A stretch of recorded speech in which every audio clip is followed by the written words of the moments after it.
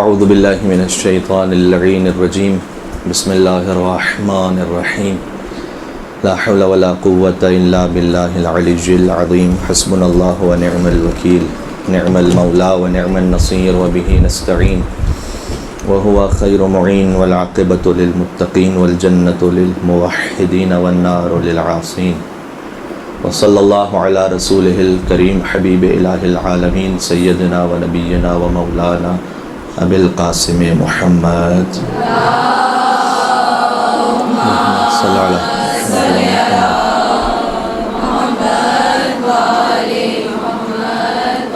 وأهل بيته الطيبين الطاهرين المعصومين المظلومين المنتجبين المنتخبين الميامين سيما بقية الله في الأرضين روحي وأرواح العالمين لتراب مقدمه الفداء واللعنة الدائمة على أعدائهم أجمعين من الأذل إلى قيام يوم الدين دعاء امام زمان عجل الله تعالى فرجه الشريف بسم الله الرحمن الرحيم اللهم كل وليك الحجة ابن الحسن صلواتك عليه وعلى آبائه في هذه الساعة وفي كل ساعة وليا وحافظا وقائدا وناصرا ودليلا وعينا حتى تسكنه أرضك طوعا وتمتعه فيها طويلا صلوات محمد وعلى محمد محمد وعلى محمد. ایام فاطمیہ کے حوالے سے گفتگو کرنے کی سعادت حاصل کر رہا ہوں اور کچھ باتیں تھیں جو میں اپنے ساتھ یہاں پر لے کر آیا تھا اور چاہتا ہوں کہ آپ کی گوش گزار کر سکوں. چونکہ اس سے پہلے جو درس ہو رہا تھا وہ شہزادی کونین کی زندگی کے اخلاقی پہلوؤں پر بات ہو رہی تھی. میں چاہتا ہوں کہ تھوڑا سا شہزادی کی شہادت کی وجہ اور ان کا مقصد اور شہزادی کی شہادت سے آج تک کیا کچھ حاصل ہو رہا ہے اس پر بات کی جائے. تو مختلف نکات ہیں. ابتدا میں اس بات کا اظہار کرتے ہوئے کہ بہت زیادہ میں اسے مرتب فی الحال نہیں کر پایا تھا، لیکن کچھ چیزیں ساتھ لایا ہوا ہوں ایام فاطمیہ کے اس درس کے لیے. تو چونکہ آج صبح ہی کراچی آمد ہوئی ہے، لیکن میں انکار اس لیے نہیں کر سکا کہ شہزادی کونین کی شہادت کے حوالے سے ذاتی طور پر دل میں خواہش تھی کہ ضرور اس پر بات کی جائے، اس لیے کہ بہت اہم ہے. اور خود اگر آیت اللہ وحید خراسانی کے اس پیغام کو ملاحظہ فرمائیے کہ جو اس بار انہوں نے فاطمیہ کے موقع پر جاری کیا ہے. عام طور پر آیت اللہ وحید خراسانی کے دو پیغامات آتے ہیں. ایک محرم الحرام میں ان کی گفتگو ہوتی ہے، وہ حوض علمیہ کا اپنا معمول کا درس چھوڑ کر مجلس کی طرح خطاب فرماتے ہیں اور مصائب پڑھتے ہیں، اور فاطمیہ میں بھی عام طور پر یہ سلسلہ ہوتا ہے. تو اس بار انہوں نے طویل پیغام ہے، انٹرنیٹ پر موجود بھی ہے، اس میں انہوں نے ایک عجیب فقرہ کہا ہے. اور ظاہر ہے کہ جس انداز سے انہوں نے اپنی لمیٹیشنز میں رہ کر جو وہاں پر ہیں بات کی ہے، تو میں بھی بہت زیادہ اسے اوپن تو نہیں کر سکتا، لیکن لمحہ فکریہ ضرور ہے کہ انہوں نے کہا کہ ان لوگوں کی باتوں کو نہ سنیں کہ جو آپ سے یہ کہہ رہے ہیں کہ ایام فاطمیہ کے موقع پر مجالس برپا نہ کی جائیں یا کم برپا کی جائیں.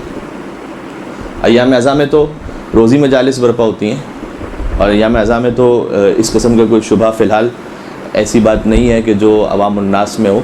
لیکن انہوں نے نہیں معلوم کن حالات کو در کیا آگے اور کہا کہ ایام فاطمیہ کے سلسلے میں اگر کوئی یہ کہہ رہا ہے، ہاں شاعر امام حسین علیہ السلام کے لیے انہوں نے پہلے کہا تھا، شاعر حسینیہ یعنی علم، تابوت، جلوس، مجالس، اس کے لیے انہوں نے پہلے کہا تھا ایک موقع پر کہ اگر کوئی ذرہ برابر بھی اس میں شبہ اور ڈاؤٹ کریٹ کرنے کی کوشش کرے کہ پتہ نہیں یہ ٹھیک ہے یا نہیں ہے، پتہ نہیں ایسا ہونا چاہیے یا نہیں ہونا چاہیے، پتہ نہیں عزاداری پر اتنا ایکسپینس ہونا چاہیے یا نہیں ہونا چاہیے، یہ جو ساری باتیں ہوتی ہیں کہ کاش اس کو کسی کنسٹرکٹیو کام میں لگا دیا جائے، کتنے یتیم خانے بن سکتے تھے اور کتنے بچیوں کی شادیاں ہو جاتی ہیں اور کتنے اسکولز بن سکتے تھے، اتنا پیسہ نیاز پہ خرچ ہو رہا ہے، اور الا ماشاء اللہ اعتراضات ہیں۔ چونکہ اب محرم ہے نہیں تو میں اس طرف نہیں جاؤں گا، تو وہ انہوں نے پہلے کہا تھا محرم الحرام کے سلسلے میں کہ اگر کوئی عزاداری کے بارے میں یا شاعر امام حسین کے بارے میں ذرہ برابر بھی ڈاؤٹ کریٹ کرنے کی کوشش کرے تو بڑا عجیب جملہ کہا۔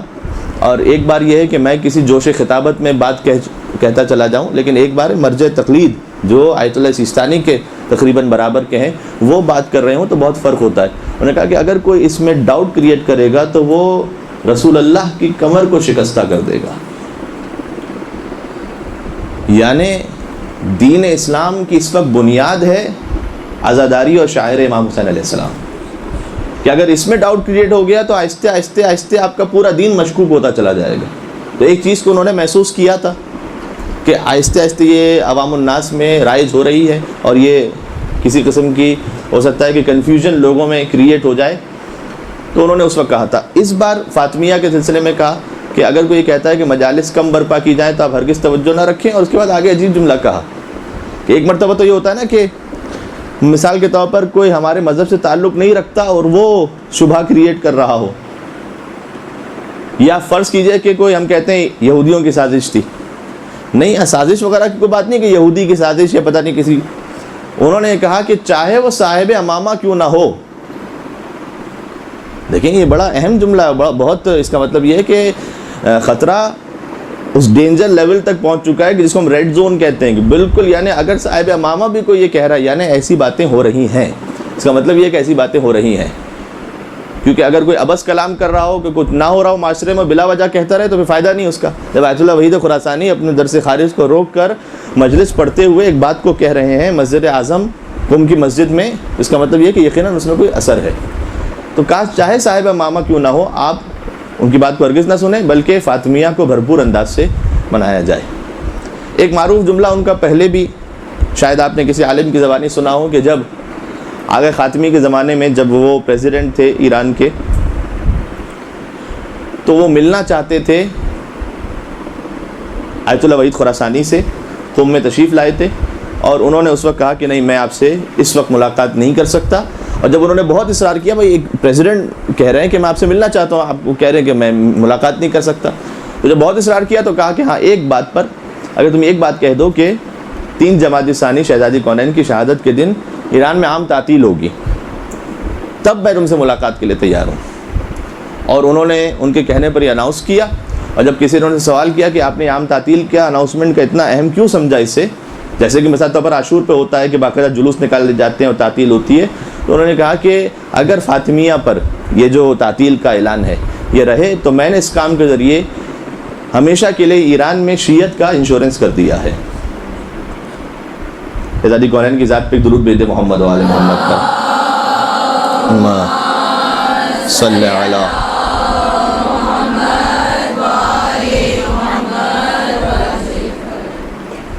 اس کا مطلب یہ ہے کہ یہ کوئی اتنی اہم بات ہے کہ اگر ایام فاطمیہ کو آپ ہمارے اس مذہب تشیع سے نکال دیں تو پھر مذہب تشیع میں جو روح ہے وہ ختم ہو جائے گی۔ اور تقریباً یہ اس حدیث قدسی کا مطلب بھی ہے کہ جو پچھلے کئی سالوں سے بھی علماء ممبر سے اسے بیان کر رہے ہیں، کہ جو آغا شیرازی نے اپنی کتاب میں جسے نقل کیا ہے کہ لولاک لما خلقت الافلاک، اے رسول آپ نہ ہوتے تو کائنات خلق نہ کرتا، لولا علی لما خلقتک، علی نہ ہوتے تو آپ کو خلق نہ کرتا، ولولا فاطمہ لما خلقتکما، اور اگر فاطمہ زہرا نہ ہوتی تو نہ محمد مصطفیٰ کو خلق کرتا نہ علی مرتضیٰ کو خلق کرتا۔ اس کا مطلب کیا ہے؟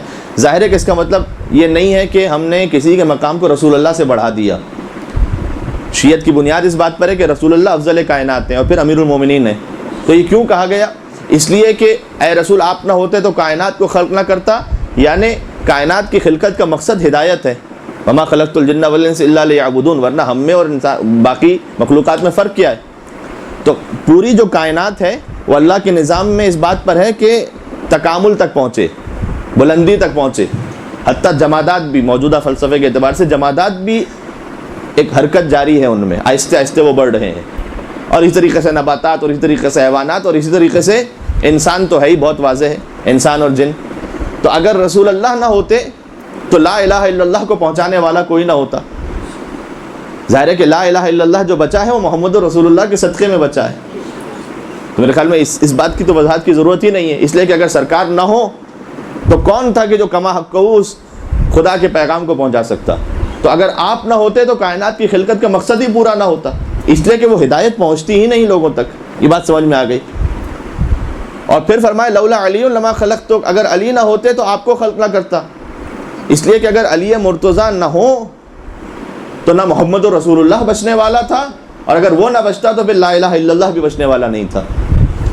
تو امیر المومنین ہم جو کہتے ہیں علی ولی اللہ، یہ علی جذباتی نعرہ تو نہیں ہے، کلمے میں ہمارے شامل ہے اور ہمارے ایمان کا جز ہے۔ اس کی وجہ یہ ہے کہ اگر علی کی ولایت کو کوئی قبول نہ کرے تو کما حق وہ سرکار ختمی مرتبت کی گویا نبوت کو بھی قبول نہیں کر سکتا۔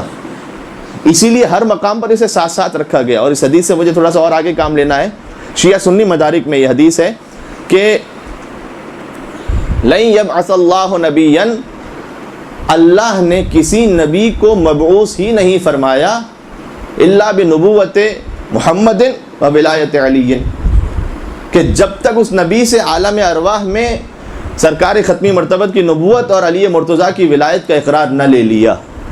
یعنی حضرت آدم، حضرت نوح، حضرت موسیٰ، حضرت عیسیٰ، حضرت ابراہیم، انہیں اس وقت تک مبعوث نہیں فرمایا جب تک ان سے سرکار کی نبوت کا اور علی کی ولایت کا اقرار نہ لے لیا۔ اس لیے کہ یہ بنیاد ہے، اگر یہ نہ ہو تو اس کائنات میں ہدایت باقی نہیں بچے گی۔ اور اسی لیے یہ خود الگ ٹاپک ہے اور ظاہر بات سے بات نکلتی جاتی ہے، میں اس طرف بہت جانا نہیں چاہتا، کہ جنہوں نے امیر المومنین کی ولایت کو نہیں مانا، ہم یہ سمجھتے ہیں کہ ان کے پاس چلو توحید اور نبوت تو ہے لیکن ولایت نہیں ہے، ٹھیک ہے؟ جب ہم پوچھتے ہیں کہ مسلمانوں کے اصول دین کتنے، تو کہتے ہیں کہ توحید، نبوت، قیامت، اس پہ سب مانتے ہیں۔ تو ان کے پاس توحید اور نبوت اور قیامت تو ہے لیکن ان کے پاس مولا علی کی امامت نہیں ہے۔ اس لیے حدیث میں کیا آیا کہ اللہ نے کسی نبی کو مبعوث ہی نہیں کیا جب تک اس سے نبی کی نبوت کا اور علی کی ولایت کا اقرار نہ لے لیا۔ اب یہاں تک اگر آپ میرے ساتھ آ گئے تو ایک اور حدیث جو صادق آل محمد امام جعفر صادق علیہ الصلوۃ والسلام کی ہے، اللہم صلی علی محمد، مولا کی حدیث ہے، فرمایا کہ ما تکاملت النبوۃ لنبی حتی اقر بفضلها و محبتها، جب نبی کو مبعوث کیا یعنی نبوت عطا فرمائی تو حضور کی نبوت، علی کی ولایت کا اقرار لیا۔ جب نبی کی نبوت کو کامل فرمایا، ما تکاملت النبوۃ لنبی حتی اقر بفضلها و محبتها، کسی نبی کی نبوت کو کامل اس وقت تک نہیں کیا جب تک اس نے فاطمہ زہرا کی محبت اور ان کے فضائل کا اقرار نہ کر لیا۔ یہ کیا مطلب ہے اس بات کا؟ اس بات درود بھیج دیکھ محمد و آل محمد پر، اللہم صلی علی محمد و آل محمد۔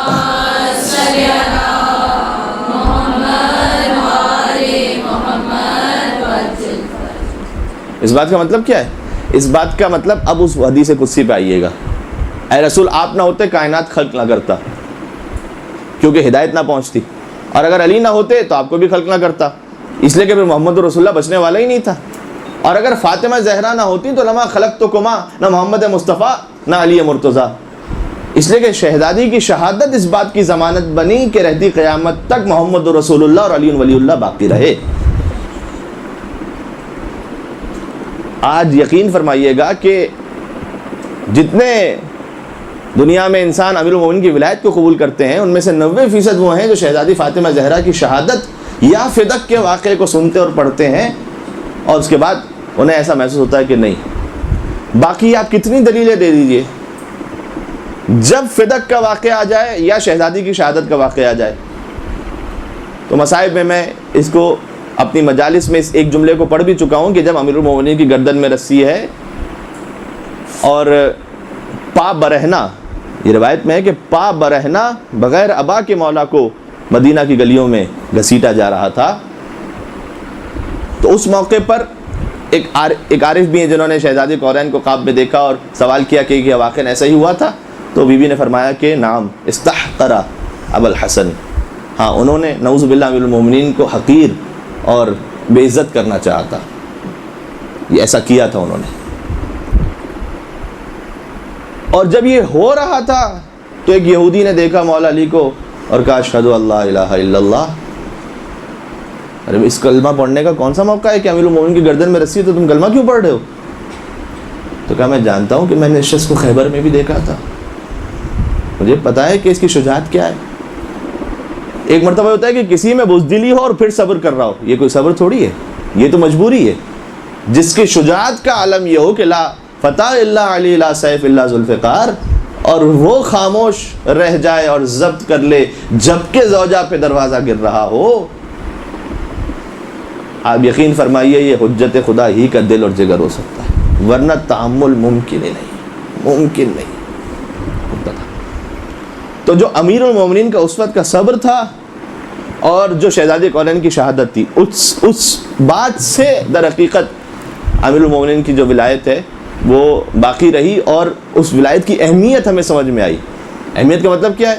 یعنی علی کی ولایت اتنی اہم ہے کہ فاطمہ زہرا جیسی ہستی ان پہ قربان ہو جائیں. اور ہمارے عجب, شہزادی فاطمہ زہرا قربان ہو جائیں کا مطلب آپ جانتے ہیں کہ کیا ہے؟ جو بعض روایات کا مفہوم یہ ہے کہ جب حضور کو پروردگار نے عرش پہ بلایا تھا تو اس وقت ایک سیب یا کچھ موقعوں پر یہ کہ پھل عطا کیا تھا کوئی, جو اس بات کا سبب بنا کہ شہزادی کونین اس دنیا میں ان کا نور آ سکے. یعنی یہ وہ معاملہ نہیں جو ہم زیارت وارثہ میں پڑھتے ہیں. امام حسین کے لیے ہم کیا پڑھتے ہیں؟ اشہد انک کنت نورا فی الاصلاب الشامخہ والارحام المطہرہ, کہ میں گواہی دیتا ہوں آپ کا نور پاکیزہ اسلاب سے ارحام مطہرہ میں منتقل ہوتا رہا. حضرت آدم سے وہ نور چلتا رہا اور حضرت عبد المطلب تک پہنچا. پھر حدیث میں 2 حصوں میں تقسیم ہوا, ابو طالب اور عبداللہ, اور پھر امیر المومنین اور سرکار ختمی مرتبت. لیکن بظاہر اس حدیث سے ایسا محسوس ہوتا ہے جو شہزادی کے سلسلے میں ہے کہ ان کے لیے ان کی زیارت میں بھی کم از کم میں نے تو نہیں پڑھا کہ ان کی زیارت میں ہو شہزادی کی کہ آپ کا نور اسلاب شامخہ سے ارحام مطہرہ میں منتقل. نہیں, شہزادی کے حجاب کا اور ان کے تقدس کا اتنا احترام ذات کبریا نے رکھا کہ بلا فصل خود اس نور کی پرورش فرمائی عرش الہی پر. آپ غور فرما رہے ہیں, کوئی معمولی بات تو نہیں ہے.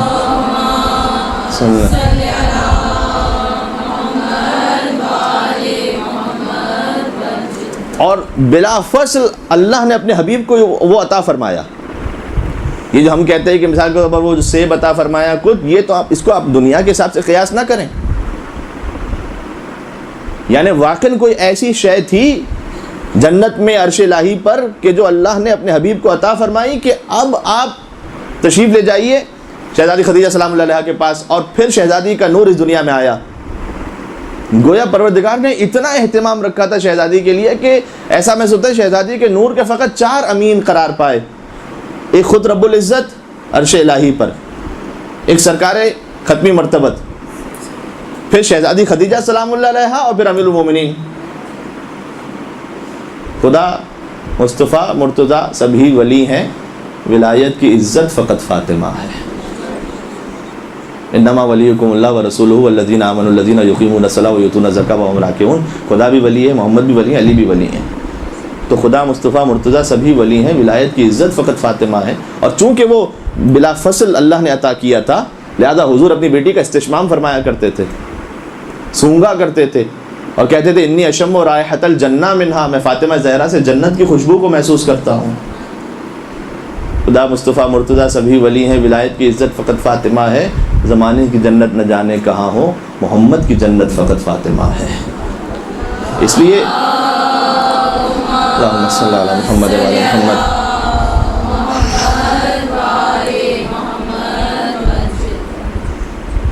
جن کے لیے اتنا اہتمام فرمایا ہو وہ اپنے آپ کو قربان کریں امیر المومنین کے لیے. آپ تصور فرما رہے ہیں, اور کس عالم میں قربان کریں. دیکھیں کچھ باتیں سوچ کے آیا تھا کہ شہزادی کے گھر کے حوالے سے بھی کہ ان کی گھر میں ان کی تربیت کا جو اثر تھا اور جو ماحول تھا وہ اگر ہو سکا تو, لیکن میں سمجھ رہا ہوں کہ یہ ایک زیادہ اہم موضوع ہے کہ شہزادی کی شہادت کو تھوڑا سا تفصیل سے ذکر کیا جائے. کہ اس اہتمام کے ساتھ کہ شہزادی نے خود امیر المومنین سے کہا تھا بعد از وفات رسول کہ اے علی آپ مجھے مدینہ والوں کے گھروں پہ لے جائیں، اور امیر المومنین باقاعدہ سواری میں بٹھا کر، بعض علماء نے یہ لکھا ہے کہ وہ لے جاتے تھے شہزادی کو. شہزادی خود کہتی تھی کہ آپ مجھ سے کہیں آپ مجھے لے جائیں، کیوں؟ تاکہ میں ان سے یہ کہہ سکوں کہ کیا تم نے میرے بابا کا اعلان غدیر کا بھلا دیا تھا. اس حجاب میں شہزادی کونین باہر نکلیں امیر المومنین کی ولایت کے سوال کے لیے.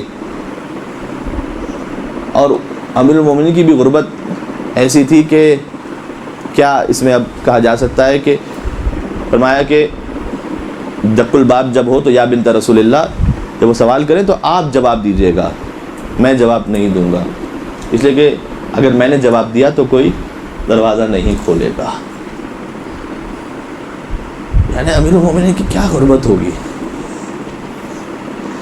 اور شہزادی کونین نے کس غربت کو محسوس کیا ہوگا کہ جب امیر المومنین ایک مرتبہ خود شہزادی کے یہاں تشریف، جب انہوں نے دق الباب کیا تو اس وقت حضرت فضہ دروازہ کھولنے کے لیے گئیں تو کہا کہ نہیں اے فضہ میں خود جاؤں گی دروازہ کھولنے کے لیے، آپ نہ کھولیں میں خود جاؤں گی. اور دروازہ جب کھولا تو اس وقت امیر المومنین نے کہا کہ آپ اس وقت زخمی حالت میں، آپ کا پہلو شکستہ ہے، تو یہ بین السطور گزارش کر رہا ہوں کہ شاید کوئی ایسا مکالمہ گویا ہوا کہ آپ اس وقت زخمی حالت میں، تو آپ نے کیوں خود زحمت فرمائی کہ آپ آ کے دروازہ کھولیں. تو کہا اے علی میں نے سنا ہے کہ مدینہ میں لوگ آپ کو سلام نہیں کرتے، تو فاطمہ زہرا چاہتی ہیں کہ آپ کو سلام کریں، میں چاہتی ہوں آپ کو سلام کروں. کیا غربت کا عالم ہوگا. اور اس وقت علی نے نہیں معلوم کہ ضبط کے ساتھ کہا، فرمایا کہ اے فاطمہ فقط بات یہ نہیں ہے کہ علی کو کوئی سلام نہیں کرتا، اب اگر علی کسی کو سلام کرے تو کوئی سلام کا جواب بھی نہیں دیتا.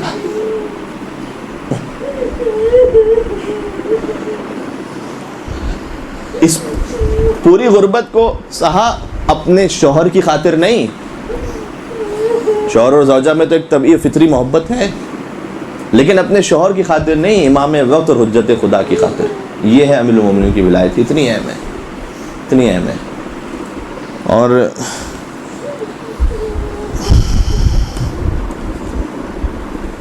بعض احادیث میں لے کر آیا تھا کہ اللہ نے بھی پھر نام حضرت سیدہ کا یہ اہتمام رکھا ہے کہ قیامت کے دن آواز آئے گی کہ ہر وہ شخص کہ جس نے کبھی نام فاطمہ زہرا پر کسی بے لباس کو لباس دیا ہو، یا کسی بھوکے کو کھانا کھلایا ہو، یا نام فاطمہ زہرا پر کسی انسان یا کسی مومن کی مدد کی ہو، وہ ایک طرف ہو جائے. اس کا وہ احترام جس نے حضرت سیدہ کے نام پر یہ کام کیا ہو. اور اس وقت بھی اللہ اس اہتمام کو ظاہر کرے گا. یہ بحار الانوار کی روایت ہے کہ جب ان کا کوئی چاہنے والا، شہزادی کونین کا کوئی چاہنے والا، بالآخر اگر اسے جہنم کی طرف بھیج بھی دیا جائے گا تو شہزادی در جہنم پہ تشریف فرما ہوں گی، اور اس وقت صدا دیں گی کہ پروردگار کیا تو نے وعدہ نہیں کیا تھا کہ میرا کوئی چاہنے والا جہنم میں نہیں جائے گا. تو اس وقت ندائے پروردگار آئے گی کہ ہاں ہم نے وعدہ کیا تھا، لیکن آج ہم چاہتے تھے کہ آپ کا احترام واضح ہو اور سب کو پتہ چل سکے کہ یہ جہنم کے قابل اور لائق تھا آپ کی شفاعت کی وجہ سے. اور پھر شہزادی شفاعت فرمائیں گی. پروردگار کے یہاں جب کسی کو کوئی مقام اور مرتبہ عطا ہوتا ہے تو یقیناً اس کی قربانی کو اتنی عظیم ہے، اس بنیاد پہ وہ مقام عطا ہوتا ہے.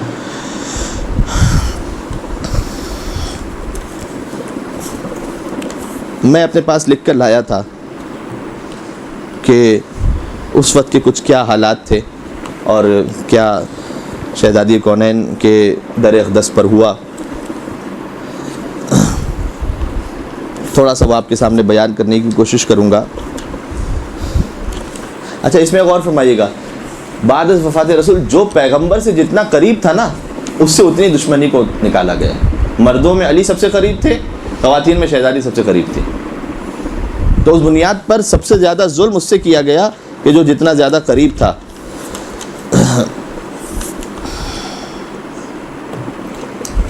میں نے علی کی غربت پڑھی. بات کی ائمہ کے لیے، یعنی امیر المومنین تو دیکھ رہے تھے اتنی غربت تھی، ضبط کر رہے تھے. سکونی کی روایت ہے کہ آیا چھٹے امام کے پاس، آ کر کہا کہ مولا میرے یہاں بیٹی پیدا ہوئی ہے. امام نے کہا کہ ماں سمیتہا، تو نے کیا نام رکھا اپنی بیٹی کا؟ کہ سمیتہا فاطمہ، میں نے اپنی بیٹی کا نام فاطمہ رکھا. امام نے عجیب جملہ کہا کہ چونکہ تو نے اپنی بیٹی کا نام فاطمہ رکھا ہے، خبردار تو اس کو تماچا نہ مارنا کبھی، اس لیے کہ نام ہے حضرت سیدہ کا یہ احترام، خبردار اس کو منہ پر تو تماچا نہ مارنا. اور جو خود سیدہ ہو علی کے سامنے اسے. البتہ بہار الانوار کی جلد نمبر 29 میں یہ لکھا ہوا ہے کہ جب شہزادی پر تماچا لگا، مجھے کہنے دیجئے، ظاہر ہے کہ یہ مسائب ہیں، لیکن بی بی کا تقدس بھی مانے آ جاتا ہے کہ کوئی بہت کھل کے بات کی جائے، بہت مشکل ہے. لیکن اتنا ضرور ہے کہ جلد نمبر 29 میں لکھا ہوا ہے کہ شہزادی کا مکمل حجاب تھا، نقاب تھا، اس کے اوپر سے یہ گستاخی کی گئی تھی. شہزادی کے چہرے پر مکمل نقاب تھا اور اس کے اوپر سے گستاخی کی گئی کہ ابھی میں روایت آپ کو سناتا ہوں، یہ میں محاورتاً نہیں کہہ رہا تھا. یعنی آپ یوں تصور کر لیجئے کہ سکینہ کو شام غریبہ تماچا بعد میں لگا، سکینہ کی دادی فاطمہ زہرا کو مدینہ میں پہلے لگا. اللہ کی قسم یہ عجیب ہے. بعد از وفات رسول. اب چونکہ یہ ایک عام مجلس اعزاز نہیں ہے کہ میں اسے انداز سے اپنے جذبات کا اظہار کر سکوں، یہ تھوڑا سا حجاب بھی مانے آ جاتا ہے، اس لیے مجھے تھوڑا سا ضبط کرنا پڑتا ہے. لیکن میں چاہتا ہوں بات پہنچ جائے پوری کم از کم. سکونی کی یہ روایت ہے، امام رضا کے حرم کا ایک خادم تھا، وہ بیان کرتا ہے. دیکھیں ائمہ علیہ السلام کتنا محسوس کرتے تھے اس درد کو اور چاہتے تھے کہ اسے زندہ رکھا جائے. لہذا ایام فاطمیہ کو زندہ رکھنا ہم اور آپ سب پر ضروری ہے، ہر ایک حد میں، جس حد میں ہم کر سکتے ہیں، کیونکہ اگر ہم نے یہ زندہ رکھا تو علی ولی اللہ زندہ رہے گا. اور ہمارے تو امام رضا کے حرم کے خادم تھا. وہ خادم یہ کہتا ہے کہ میں نے دیکھا کہ بحرین سے ایک زائر آیا ہوا تھا امام کی زیارت پر، اور اس نے اپنے پیر پھیلائے ہوئے تھے زری کی طرف. تو میں اس کے پاس گیا، میں نے کہا کہ تو پیر اپنے سمیٹ لے، تجھے احساس نہیں کہ مولا رضا کی زری سامنے ہے؟ اب در حقیقت بات یہ تھی کہ وہ جو زائر آیا ہوا تھا وہ زخمی تھا یا مریض تھا، وہ اپنے پیر سمیٹ نہیں سکتا تھا، اس لیے بے ادبی سے نہیں بیٹھا ہوا تھا، مجبوری سے ایسا بیٹھا ہوا تھا. تو یہ عربی میں کہہ رہا تھا، وہ زائر جو خادم تھا وہ فارسی میں کہہ رہا تھا. نہ فارسی یہ سمجھ رہا تھا نہ عربی وہ سمجھ رہا تھا، تو تلخ کلامی ہو گئی. اور جو زائر تھا اس نے جب اس نے پیر نہیں سمیٹے تو اس خادم نے اسے تھپڑ مار دیا کہ تجھے شرم نہیں آتی مولا رضا کے ساتھ. اچھا وہ بحرینی جو زائر تھا وہ اٹھا اور اس نے یہ کہا کہ میں اب خود مولا رضا علیہ السلام سے تیری شکایت کروں گا. اسے بہت دل پر گراں گزرا، وہ گیا، نہیں معلوم اس نے کیا کچھ کیا ہوگا. جو خادم بیان کرتا ہے کہ میں نے رات میں دیکھا کہ مولا رضا علیہ السلام میرے خواب میں تشریف لائے اور مجھ سے کہا کہ کل اس زائر سے تیری پھر ملاقات ہوگی اور اس سے جا کے معافی مانگنا اور کہنا کہ تجھے مولا رضا نے حکم دیا تھا، کیونکہ زائر کا احترام اتنا ہے کہ اس سے جا کے تو معافی مانگ. وہ جو خادم تھا وہ بھی صاف دل کا تھا ظاہر، اسے پتہ چل گیا کہ وجہ کیا تھی، کہ وہ مریض تھا اس لیے پیر پھیلا کے بیٹھا ہوا تھا. اگلے دن ملاقات ہوئی تو اس بحرینی کے پاس پہنچا، کہا کہ میں شرمندہ ہوں، مولا رضا نے مجھے حکم دیا تو اس سے معافی مانگوں میں. اس نے کہا میں نے بھی تجھے معاف کیا، میرے دل میں بھی کوئی ایسی بات نہیں تھی اس وقت، کبھی غصہ آ جاتا ہے انسان کو. جیسے یہ بات ہوئی تو بحرینی جو زائر تھا نا وہ بہت بلند آواز سے رونے لگا، بہت رونے لگا. تو اس خادم نے کہا کہ تجھے تو مولا رضا نے اتنا شرف بخشا ہے کہ مجھ سے کہا کہ میں تجھ سے معافی مانگوں، تو رو کیوں رہا ہے؟ کہ میں سوچ رہا ہوں کہ مولا رضا نے اپنے ایک زائر کا اتنا احترام رکھا کہ اگر اسے کسی نے تماچا مار دیا تو مولا نے برداشت نہیں کیا، تو اگر مولا کی ماں فاطمہ زہرا کے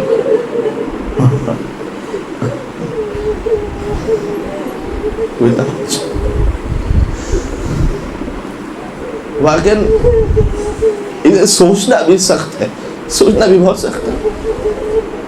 اور جتنا میں تاریخ کو پڑھ پایا ہوں اور اس کی ترتیب دے پایا ہوں، مجھے ایسا لگتا ہے کہ ایک مرتبہ نہیں 2 مرتبہ یہ کام ہوا.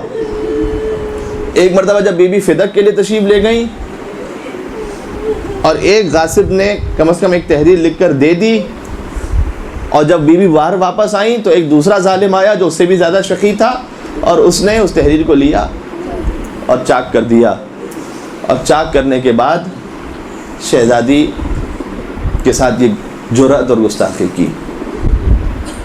ایک بار یہ ہے، ایک بار جب گھر پر یہ سارے لعین آئے ہیں، یہ سارے لعین گھر پر آئے تو کیا ہوا تھا؟ بہار الانوار جلد نمبر 53، فقالت وہی باقیہ، یہ حدیث ہے 60-70 صفحے کی، جس میں مختلف ائمہ کے مختلف مسائل ہیں۔ شہزادی نے کہا فقالت وہی باقیہ، شہزادی بہت گریہ فرما رہی تھی، ابھی یہ دروازے کے باہر تھے اور بی بی گریہ فرما رہی تھی اور کہہ رہی تھی کہ اللہم الیک نشکو فقد نبیک، پروردگار میں اس بات پر شکوہ کرتی ہوں کہ تیرا نبی دنیا سے رخصت ہو گیا، یعنی میرے بابا دنیا سے رخصت ہو گئے، وارتداد امتہ علینا، امت ہم سے مرتد ہو گئی، اس نے منہ موڑ لیا ہم سے، امت نے ہم سے منہ موڑ لیا، ومنعہم ایانا حقنا الذی جعلتہ لنا، اور جو تو نے ہمارا حق قرآن میں لکھا تھا، فی کتابک المنزل، جو قرآن میں تو نے حق لکھا تھا، وہ امت نے قل لا اسألکم علیہ اجرا الا المودۃ فی القربى، یہ حق امت نے ہمیں نہیں دیا۔ بی بی شکوہ کر رہی تھی۔ لعین نے کہا دعی عنکی یا فاطمہ حمقات النساء، بہت سخت ہے یہ جملہ، آپ کبھی جیسے کسی کو جھڑک کے کہتے نا چپ ہو جاؤ، عورتوں والی باتیں کر، یہ اس کا ترجمہ کیا ہے؟ اس نے بی بی سے کیا کہا؟ بی بی شکوہ کر رہی تھی اور فریاد کر رہی، اس نے دروازے کے پیچھے سے کہا کہ دعی عنکی یا فاطمہ حمقات النساء، یہ عورتوں والی باتیں کرنا بند کرو، اس نے جھڑکا بی بی کو۔ اللہ تمہارے گھر میں نبوت بھی دے اور خلافت بھی دے، میں ایسا نہیں ہونے دوں گا۔ وَأَخَذَتِ النَّارُ فِي خَشَبِ الْبَابِ، اور شہزادی کے در پر لکڑیاں جمع ہونا شروع ہوئی ہیں۔ اچھا، اس وقت امیر المومنین گھر میں موجود تھے، جب یہ آئے ہیں امیر المومنین گھر میں موجود تھے، تو امیر المومنین خود تشریف نہیں لے گئے اور شہزادی کونین تشریف لے گئیں۔ بظاہر وجہ یہ سمجھ میں آتی ہے، اچھا یہ ہے 100% ایسا ہی ہوا ہے کہ شہزادی کونین خود تشریف لے گئے، امیر المومنین کو گویا محفوظ رکھا۔ ایسا محسوس ہوتا ہے کہ چونکہ وصیت رسول کے مطابق علی تلوار نہیں نکالیں گے، یہ جانتے تھے کہ اگر علی تلوار نکال لیں تو اسلام ختم ہو جائے گا پورا، اس وقت اتنا فتنہ و فساد ہوگا کہ اصل اسلام ختم ہو جائے گا، لہذا علی ضبط کر رہے تھے، اور یہ ضبط بہت سخت تھا، علی تلوار نہیں نکال رہے تھے، تو یہ جانتے تھے کہ اس وقت اگر علی نے تلوار نکال لی تب بھی ہمارا مقصد پورا ہے۔ کیوں؟ اس لیے کہ اتنا فتنہ فساد ہوگا مدینہ میں کہ کوئی غیر مسلم یہ سوچے گا بھی نہیں کہ میں مسلمان ہوں، اسلام ختم ہو جائے گا۔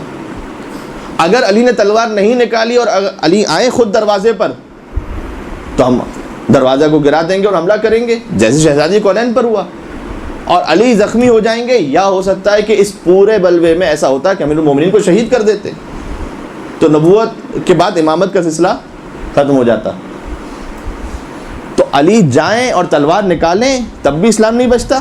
آپ غور فرمائیں میں کیا سمجھانا چاہ رہا ہوں، اور تلوار نہ نکالیں تب بھی امیر المومنین کی شہادت کا امکان ہے کہ علی شہید ہو جائیں۔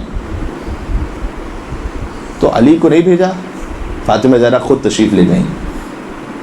قیامت تک کے لیے نسل امامت پر فاطمہ زہرا کا احسان ہے۔ بی بی خود تشریف لے گئیں کہ میں اپنی قربانی دوں گی۔ اچھا، بی بی نے کہا بھی کہ کیا تم یہ اس در پہ آگ لگا دو گے کہ جس میں بنت رسول اور حسنین رہتے ہیں؟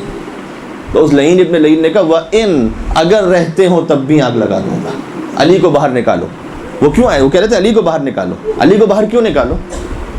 علی کو باہر اس لیے نکالو کہ ہم علی سے بیعت لینا چاہتے ہیں، ٹھیک ہے؟ علی سے بیعت کیوں لینا چاہتے ہیں؟ مدینہ میں کتنے لوگوں نے بیعت کر لی تھی؟ فقط مخصوص افراد تھے جنہوں نے بیعت نہیں کی تھی، علی کے ساتھ 6-7 لوگ تھے بس۔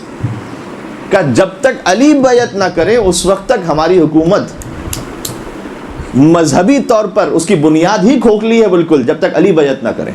تو ضروری ہے کہ اگر ہم اپنے آپ کو جسٹیفائی کرنا چاہتے ہیں تو اس کے لیے ضروری ہے کہ علی بیعت کریں، اور امیر المومنین بیعت نہیں فرما رہے، لہٰذا وہ آئے ہیں تاکہ علی کو باہر نکالو، ورنہ ہم دروازہ جلا دیں گے۔ واقعہ یوں ہے پورا اصل میں۔ اچھا، جب ہم دروازہ جلا دیں گے شہزادی نے کہا کہ کیا اس صورت میں بھی؟ کہا کہ ہاں اس صورت میں بھی، کہ جب حسنین بھی ہوں اندر. وَأَخَذَتِ النَّارُ فِي خَشَبِ الْبَابِ وَإِدْخَالِ قُنْفُذْ يَدَهُ. قنفذ اسی لعین کا غلام ہے. جب یہ پورا واقعہ ہوا تھا، اس میں نے بزرگ علماء سے یوں سنا ہے کہ اس لعین نے قنفذ سے کوڑا لیا تھا اور شہزادی حسنین کو مارا گیا تھا. وہ ادخال قنفذ یدہ، قنفذ نے اپنا ہاتھ داخل کیا. قنفذ نے اس دروازے کے اندر لکڑیاں جمع ہو رہی ہیں اور ایسا محسوس ہوتا ہے کہ جیسے گویا آگ آہستہ آہستہ لگنے لگی ہے، اور شہزادی بالکل در کے پیچھے ہے کہ میں علی کو نہیں جانے دوں گی.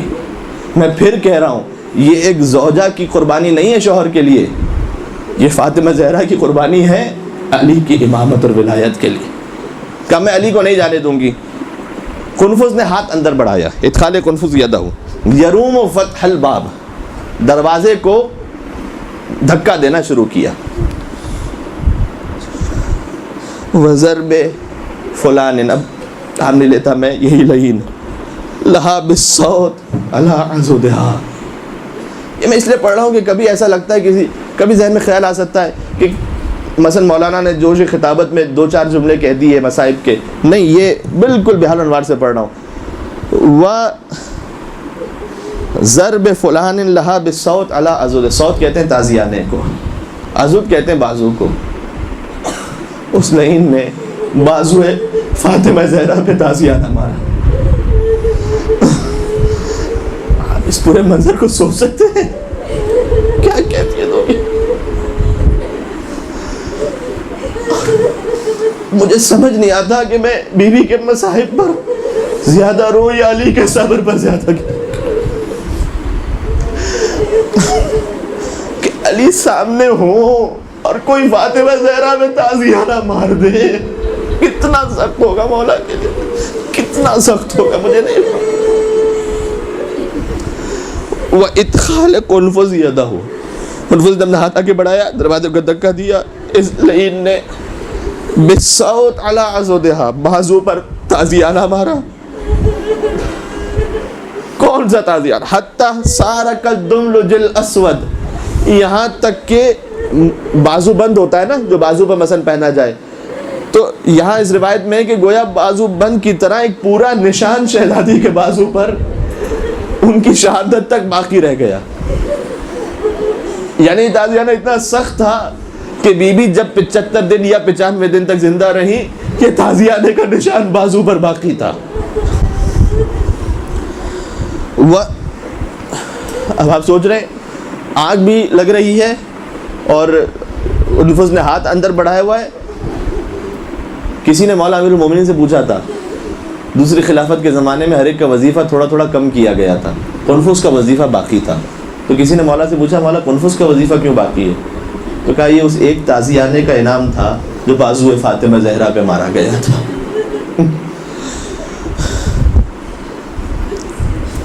تازیانہ بھی لگ گیا. اب کیا ہوا؟ نہیں، یہ مصائب ابھی ختم تھوڑی ہیں. ہمیں نہ بیوی کے صحیح فضائل پتہ ہے، نہ ان کے صحیح مصائب کو درک کر سکتے. ہمیں سے مراد یہ کہ کوئی بھی بڑے سے بڑا ہو، کوئی انسان ہو، انبیاء تک حقیقی معرفت تو حاصل تھوڑی کر سکتے ہیں کوئی. تو ہمیں ان کے فضائل کی معرفت بھی کما حقہ تو نہیں ہو سکتی، ان کے مصائب بھی اسی طریقے سے. یہ تو کچھ وہ چیزیں جو ہم تک سامنے ہیں. وَرَقْلِ الْبَابِ بِرِجْلِهِ، رجل کہتے ہیں پیر کو، رجل کہتے ہیں دھکا دینا. دروازے کو پیر سے کسی نے دھکا دیا. حَتَّى أَصَابَ بَطْنَهَا، یہاں تک کہ وہ دروازہ شہزادی کے شکم اتھر پر گرا. ایرانی بزرگ علماء یہ پڑھتے ہیں، یہ پورا واقعہ سنا رہا ہوں. اب ایام فاطمیہ پہ نہ پڑھا جائے تو پھر کب پڑھا جائے گا اس وقت.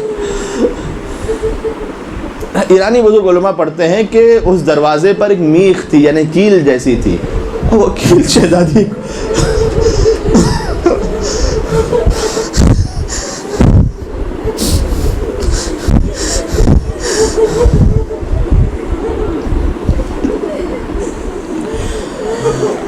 دروازہ گرا. وہی اچھا دروازہ گرنے پر کیا ہوا؟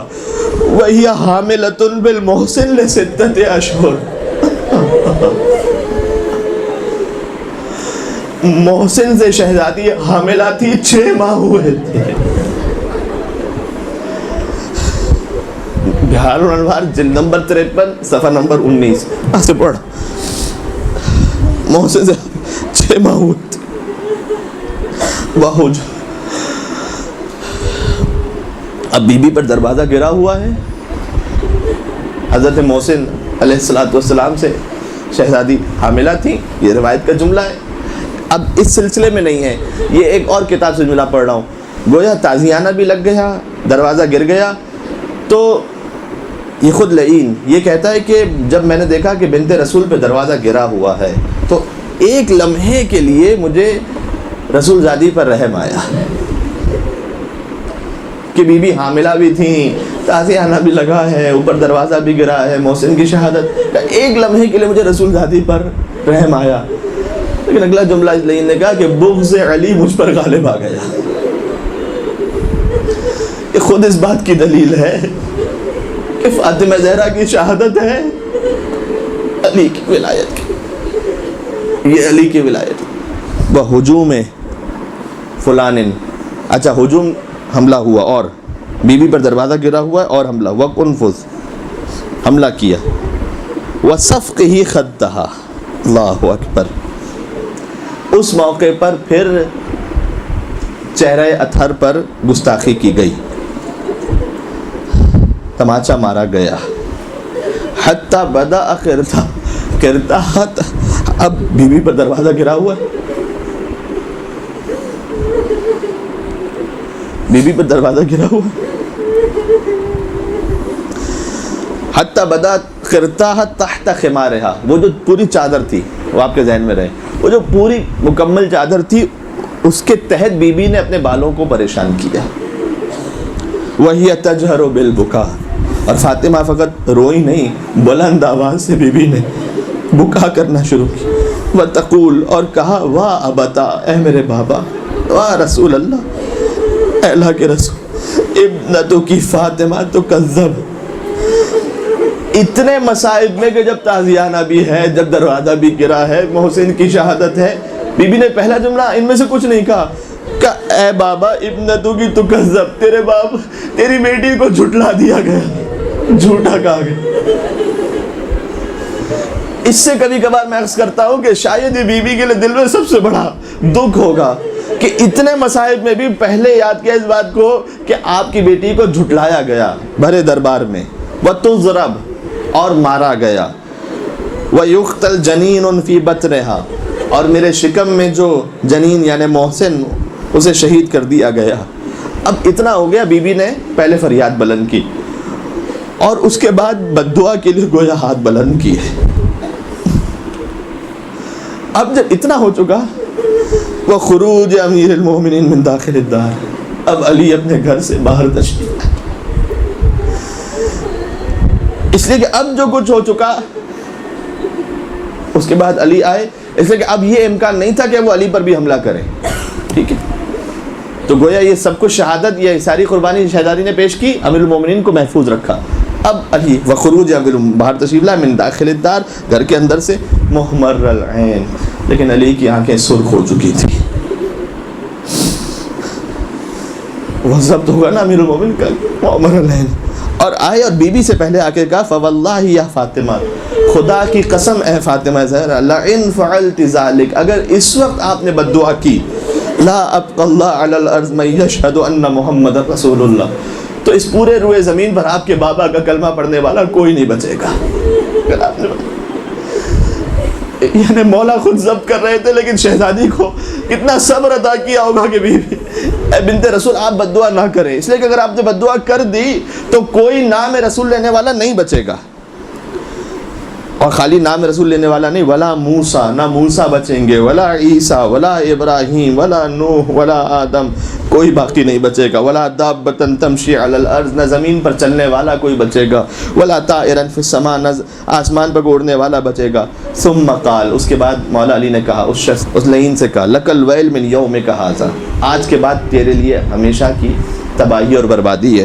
اخرج قبل ان اشہر سیفی، اب یہاں سے چلا جائے اس سے پہلے کہ اب تلوار نکال لو، خود یہ جملہ امیر المومنین کیا بتلانا چاہ رہے ہیں؟ یعنی اب ضبط کا وہ عالم ہے کہ کہیں ایسا نہ ہو کہ اب تلوار نکال لوں، اب چلا جا. اور جو امیر المومنین نے اس غیظ و غضب کے حالت میں کہا کہ اب میں تلوار نکالوں گا، اب چلا جا، تو یہ ہجوم واپس پلٹا. جیسے تھوڑا سا واپس پلٹا، صاح امیر المومنین بفزہ، مولا امیر المومنین نے فزہ کو بلایا اور کہا یا فزہ مولاتکی فاقبلی منہا ما تقبلہ النساء، ذرا اپنی شہزادی کے پاس جانا. خود کیوں نہیں گئے؟ کتنا مسائل کا جملہ ہی کہ ذرا اپنی شہزادی کے پاس جانا، اس لیے کہ محسن کی شہادت ہو گئی ہے. ایسے موقع پر ایک خاتون کو دوسری خاتون کی مدد کی ضرورت ہو.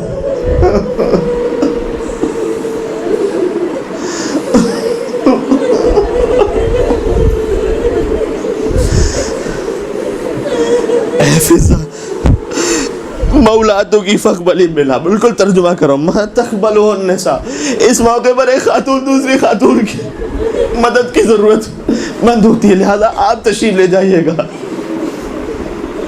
یہ پورا واقعہ ہو چکا. وہ علی کی تلوار سے اس وقت تلوار نہ نکالنے ڈر کر چلے گئے، لیکن کچھ دیر بعد واپس آئے، کیونکہ ابھی مقصد پورا نہیں ہوا تھا نا، ابھی علی کی بیعت کیا ہوئی ہے. لہذا اب واپس آئے اور اب علی کی گردن میں رسی باندھی اور مولا کو لے کر چلے دربار کی طرف. حتیٰ اس وقت بھی دیکھیں، سنیے گا، شہزادی کے مسائل میں آہستہ آہستہ کر کے اس لیے پڑھا تھا کہ پورا واقعہ آپ کے ذہن میں اچھی طرح سے محفوظ رہے. اب امیر المومنین کو دربار پہ لے کر گئے. دربار میں علی سے کہا جا رہا تھا بیعت کریں، اور علی کی گردن کے قریب تلوار رکھی ہوئی تھی کہ اگر بیعت نہ کریں گے تو آپ کا سر تن سے جدا کر دیں گے. اور پھر شہزادی کونین دیکھیں، اپنی فکر نہیں تھی اتنے مصائب میں بھی. فوراً حضرت فضہ سوال کیا کہ این ابو الحسن، ابو الحسن کہاں ہے؟ کہ علی کو یہ پھر لے کر گئے ہیں، یہ چاہتے ہیں کہ علی سے بیعت لیں. اس وقت پھر شہزادی کونین نے کہا کہ اگر علی کو نہ چھوڑا تو ایک واحد راستہ ہے کہ پھر میں تمہارے لیے بد دعا کروں. اور مسجد کی دیواریں بلند ہونے لگیں. امیر المومنین جو مسجد کی دیواریں غضب حضرت سیدہ سے بلند ہونے لگیں. اور اس وقت جو عالم یہ تھا کہ دیوار بلند ہو رہی تھی، تو وہ خوف کا عالم تھا کہ فوراً امیر المومنین کو چھوڑ دیا گیا. اور مولا نے فوراً سلمان کو پہلے بھیجا اور سلمان نے جا کے کہا کہ مولا یہ کہہ رہے ہیں کہ اب مجھے چھوڑ دیا گیا ہے. یہ اس واقعے کی مختصر سی تفصیل تھی.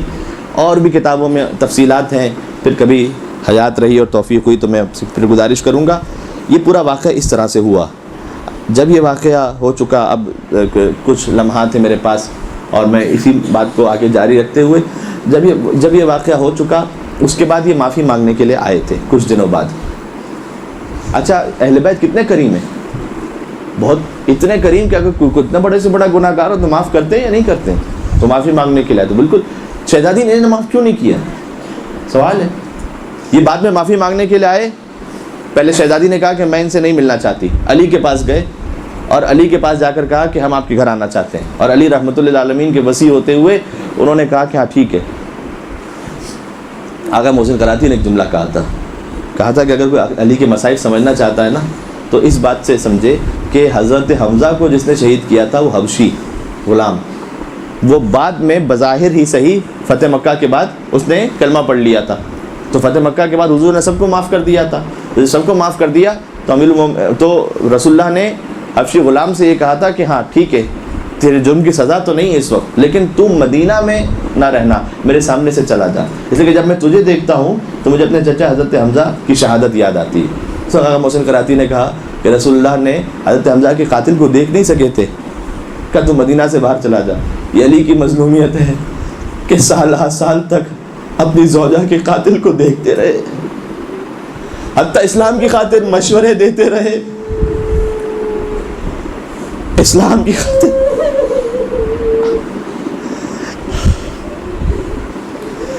صبر علی ہے یہ واقعہ، صبر علی ہے.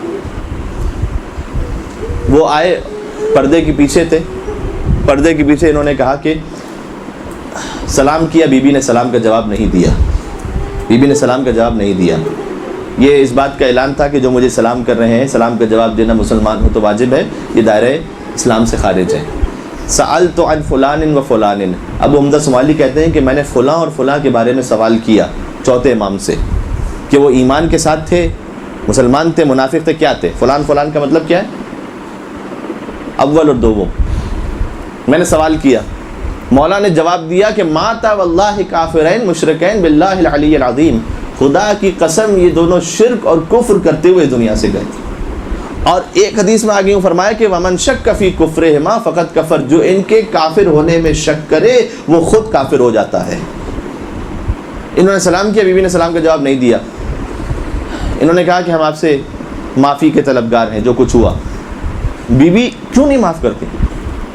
اس لیے کہ بیوی جانتی ہیں یہ جو معافی مانگنے کے لیے آئے ہیں یہ کیوں آئے ہیں، کہ واقعی یہ اس بات کے احساس کے ساتھ ہے کہ ہم سے جرم ہوا ہے؟ نہیں، یہ اس بات کو جانتے ہیں کہ تاریخ میں اگر یہ لکھا گیا کہ ہم وہ تھے جنہوں نے فاطمہ زہرا کا در جلایا تھا اور ہم وہ تھے جنہوں نے ان پہ دروازہ گرایا تھا، تو تاریخ میں سوائے ذلت کا کچھ نہیں ہوگا. جو ہدایت تک پہنچے گا وہ لعنت ہی کرے گا. اس لیے چاہتے تھے کہ کسی طریقے سے معاملہ دھل جائے کہ ٹھیک ہے وہ جذبات میں ہو گیا، اب معافی مانگنے کے لیے آئے ہیں. جیسے ہوتا ہے نا واقعہ خود کرواتے ہیں، آج کی سیاست میں کیا ہوتا ہے، خود واقعہ کرواتے ہیں بعد میں خود مذمت کرتے ہیں. تو انہوں نے واقعہ خود کیا، اس کے بعد آتے کہ معافی مانگ لیں گے. معافی مانگنے کے لیے آئے. شہزادی نے اس دروازے کو ان سے بند کیوں؟ اگر دل سے معافی مانگ رہے ہوتے تو فدق واپس کرتے یا نہ کرتے، اور اس سے بڑھ کر خلافت واپس کرتے یا نہ کرتے. خود فدق کا بھی معاملہ یہی ہے نا. جب ابن ابی العدید معتزلی جو اہل سنت شارح نہج البلاغہ ہیں، انہوں نے اپنے استاد سے پوچھا کہ جب فاطمہ زہرا دربار خلافت میں گئی تھی فدق مانگنے کے لیے تو ان کا حق تھا یا نہیں تھا؟ کہتے ہیں میرے استاد نے کہا کہ حق تھا. تو میں نے ان سے پوچھا کہ حق دیا کیوں نہیں؟ تو میرے استاد نے کہا کہ اگر وہ حق دے دیا جاتا فاطمہ زہرا کا فدق تو وہاں رکتی نہیں، وہاں کی خلافت کا سوال کرتے. تو فدق تو ایک ذریعہ تھا امیر المومنین کی خلافت کے اس بات کو پیش کرنے کے لیے. اور ہمارے بیوی نے کہا کہ انہوں نے کہا ہم معافی مانگنا چاہتے ہیں. تو اگر واقعاً احساس جرم کے ساتھ ہے تو آؤ خلافت واپس کرو. نہیں. فدق واپس کرو. نہیں. بیوی نے ایک جملہ کہا، یہ تاریخ سے پڑھ رہا ہوں. بیوی نے جملہ کہا کہ میں کیا تم نے میرے بابا سے یہ سنا ہے فاطمہ تو بضعۃ منی فمن آذاہا فقد آذانی، فاطمہ میرا ٹکڑا ہے، جس نے فاطمہ کو عزت پہنچائی اس نے مجھے عزت پہنچائی. کیا تم نے سنا ہے؟ کہا کہ ہاں ہم نے سنا ہے. کیا میں خدا کو گواہ بنا کر کہتی ہوں تم دونوں نے مجھے اذیت پہنچائی، اور میں ہر نماز کے بعد تمہارے لیے بد دعا کروں گی. یہ بیوی کا جملہ ہے. کتنی سخت بات ہوگی. اس میں ذرا برابر بھی کوئی ذاتی بات ہوگی جو بیوی کہہ رہی ہوں گی؟ نہیں. یعنی بیوی یہ جانتی ہے کہ انہوں نے وہ کام کیا ہے کہ اب قیامت تک کے لیے لوگ گمراہ رہیں گے کہ پتہ نہیں علی حق پر تھے کہ کون حق پر تھا. اگر یہ نہ ہوتے تو آج گمراہی کا وجود نہ ہوتا. اگر امیر المومنین کو خلافت مل جاتی تو. اور کرنے یہ واقعہ ہوا. مدینے والے بعد میں آتے ہیں. اب وہ کچھ مصائب ہیں جو آپ کے سنے ہوئے ہیں، میں اس طرف بہت زیادہ جانا نہیں چاہ رہا تھا. میں چاہ رہا تھا کہ واقعہ اصل میں آ جائے. مدینے والے آئے اور کہا کہ اے علی آپ اپنی زوجہ سے کہیں کہ وہ یا دن میں رویا کریں یا رات میں رویا کریں. شہزادی نے کہا کہ واللہ لا اسکت لیلا ولا نہارا، نہ میں دن میں اپنا گریہ روک سکتی ہوں نہ رات میں روک سکتی ہوں. دن میں مدینہ سے باہر جا کے گریہ کروں گی، رات میں مدینہ میں رہ کے گریہ کروں گی. مستقل گریہ فرمایا. اور اگر اسے سمجھ پائیں آپ تو در حقیقت یہ رسول اللہ کی وفات سے بڑھ کر علی کے حق کو چھین جانے پر اس پر گریہ ہو رہا تھا زیادہ. ٹھیک ہے. ہاں البتہ وہ جو کلام کرتی تھی وہ اپنے بابا سے ہی کرتی تھی. صبت علیہ مصائب لو انہا صبت علی الایام سرن لیالیہ، فاطمہ پر اتنی مصیبتیں آئیں اگر روزے روشن پر آتی تاریخ راتوں میں بدل جاتے.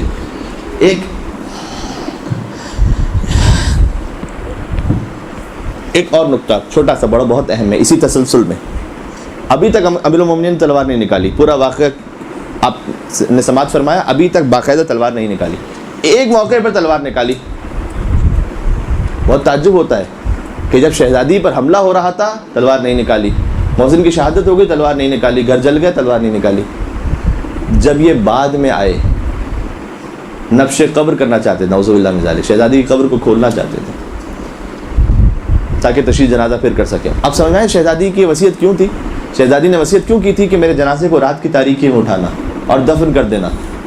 اس لیے دیکھیں آج کی دنیا میں بھی ایسا ہوتا ہے کہ اگر کسی کے ساتھ کوئی تلخی ہو جائے، معافی مانگنے جائے، معاف بھی نہ کرے وہ، تو آخر میں ایک چیز رہتی ہے کہ چلو کم از کم جنازے میں چلے جاؤ، یا جنازے میں آ گئے تھے تو بہت امکان تھا اس بات کا کہ جب شہزادی کا جنازہ اگر عام طریقے سے اٹھتا تو یہ جنازے میں آتے اور اپنے گریے کا اظہار کرتے اور اپنے اس غم کا اظہار کرتے منافقت کے ساتھ، اور یہ کہتے کہ جو کچھ ہوا وہ ایک غلط فہمی کا مثلاً نتیجہ تھا، اس وقت ہم سے خطا ہو گئی، ہم معافی مانگیں۔ شہزادی اس راستے کو بند کرنا چاہتی تھی ان کے لیے کہ نہیں، کوئی راستہ باقی نہ، کوئی ایکسکیوز باقی نہ بچے، لہذا کہا میرے جنازے، اچھا انہیں کیا ضرورت تھی کہ یہ کہیں کہ ہم جنازے کو پھر سے نکالیں گے، تشییع جنازہ کریں گے؟ یہ کیوں اتنے تڑپ رہے تھے اس کے لیے؟ کہ شہزادی کی محبت کی خاطر؟ جی نہیں، وجہ وہ تھی کہ وہ جانتے تھے کہ آخری موقع جو ہمارے پاس تھا کہ تشییع جنازے میں شریک ہو جائیں، بنت رسول نے اپنی وصیت کے ذریعے وہ دروازہ بند کر دیا۔ اب تو یہ قیامت تک لکھا جائے گا کہ حملہ بھی کیا، معافی مانگنے گئے تو معاف بھی نہیں کیا، اور جنازے میں بھی شرکت نہیں کر سکے۔ اور علی فاطمہ زہرا کی اس وصیت پر مکمل ایسے عمل کروانا چاہتے تھے کہ اب جب یہ امیر المومنین نے مجازی قبریں بنائی تھیں، 40 قبریں جنت البقیع میں، تاکہ قبر کا نشان بھی واضح نہ ہو سکے، اور یہ آئے اور انہوں نے کہا کہ ہم ہر قبر کو کھولیں گے اور بنت رسول کے جنازے کو پھر نکالیں گے اور تشییع جنازہ کریں گے۔ علی تلوار نکال کے باہر آئے، اور اس وقت روایت میں ملتا ہے کہ زرد کرتا پہنا ہوا تھا۔ زرد کرتا امیر المومنین اس وقت پہنتے تھے کہ جب شدید جنگ کا عالم ہوتا تھا، یہ گویا اظہار تھا اس بات کا۔ اپنی ذوالفقار کو لے کر آئے، نیام سے باہر تھی ذوالفقار، اور مولا امیر المومنین 40 میں سے ایک قبر کے اوپر تشریف فرما ہوئے، قبر کے اوپر، اور مولا نے کہا کہ اگر ان ایک یعنی 40 کے، مولا نے کہا ایک قبر کا بھی اگر پتھر ہلا تو اب یہاں پر خون بہے گا، اب علی کی تلوار نہیں رکے گی۔ یا امیر المومنین، شہزادی پر جب خود دروازہ گر گیا آپ نے تلوار نہیں نکالی، قبر پر اب تو قبر کے لیے کیوں اتنی حساسیت تھی مولا کے دل میں؟ اس لیے کہ مولا جانتے تھے کہ یہ ایک آخری ذریعہ ہے، اس آخری ذریعے کو امیر المومنین نے بند کر دیا۔ شہزادی نے پہلے وصیت کر کے اس کے بعد امیر المومنین نے کہا اب تلوار نکالوں گا، اس لیے کہ تمہارے پاس کوئی عذر اور ایکسکیوز باقی نہ بچے۔ اور اسی لیے آج قیامت تک کے لیے لعنت ہے ان کے مقدر میں۔ کیوں؟ اس لیے کہ اگر فرض کیجئے نعوذ باللہ من ذالک جنازے میں شریک ہو جاتے تو کتنے آج ڈاؤٹ فل ہوتے کہ معاملہ اس وقت تو مشکل تھا لیکن بعد میں جنازے میں تو آئے تھے۔ یہ جو کنفیوژن کریٹ ہو سکتا تھا، شہزادی نے اپنی وصیت کے ذریعے ختم کیا، علی نے تلوار نکال ختم کیا۔ یہاں تک آ گئے، یہ پورا اس کا پس منظر انشاءاللہ میں جس حد تک کوشش کر رہا تھا آپ تک پہنچا سکا۔ امیر المومنین نے تلوار نکالی، اور میں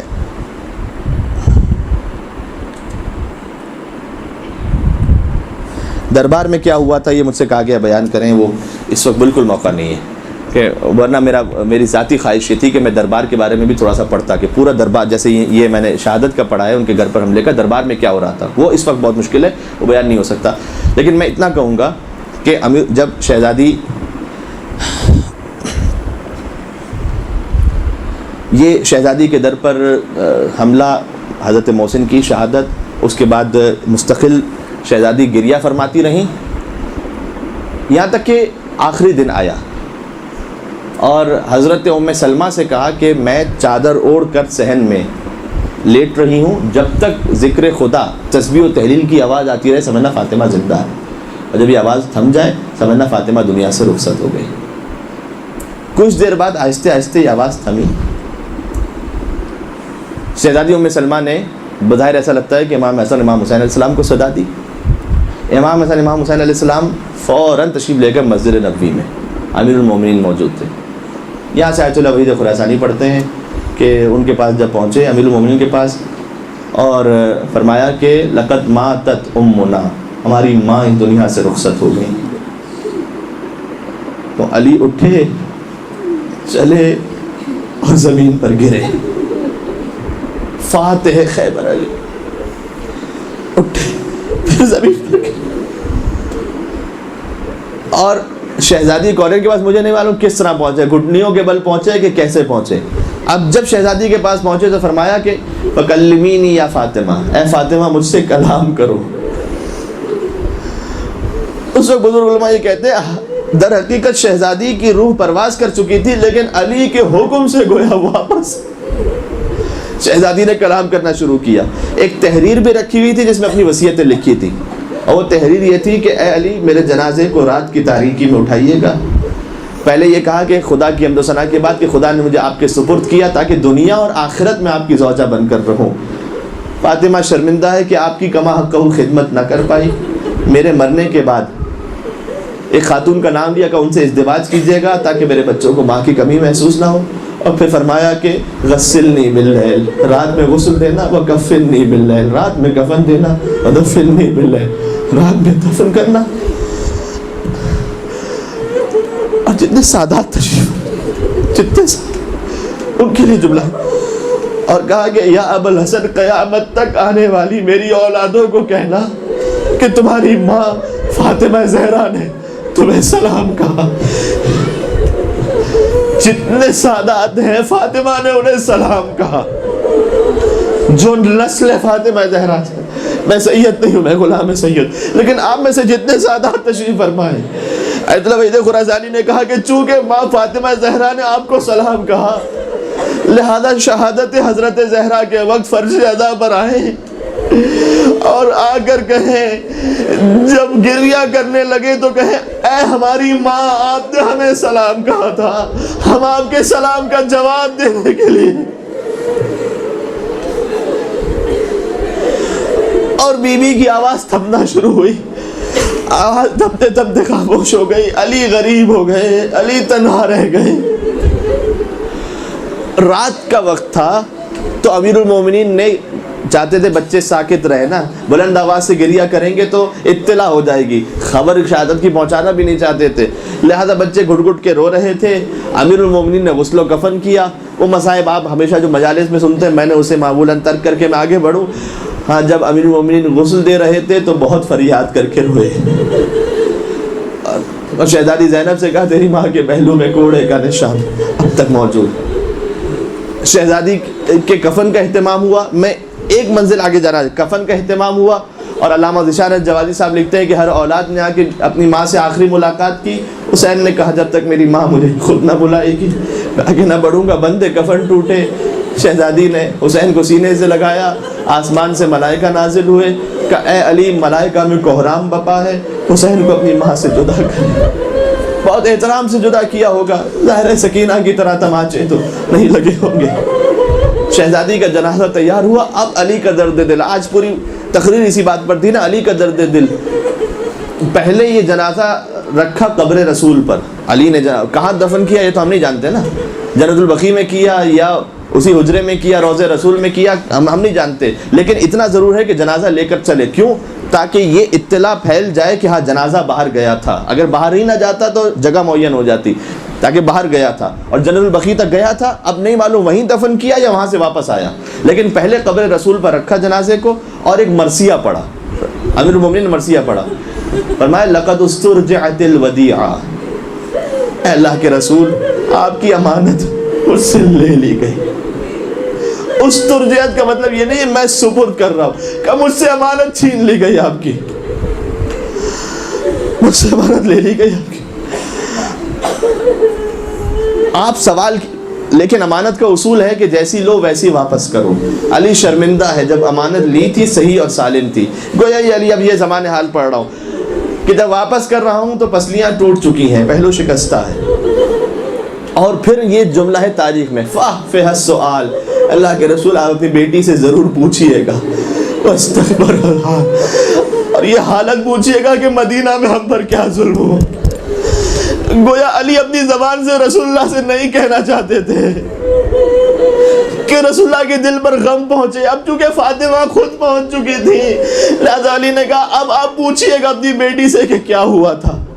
اور پھر ایک عجیب جملہ کہا کہ آپ کے بعد فاطمہ کی جدائی بھی اس بات کی دلیل ہے کہ اس دنیا میں کوئی دوست اپنے دوست کے پاس ہمیشہ باقی نہیں رہے.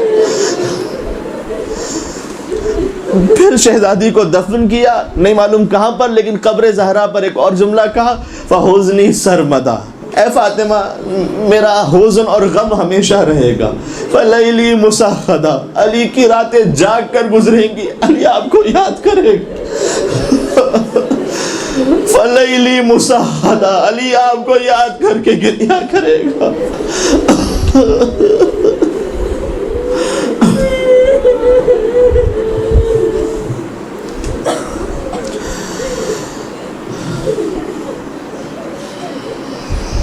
وسيعلم الذين.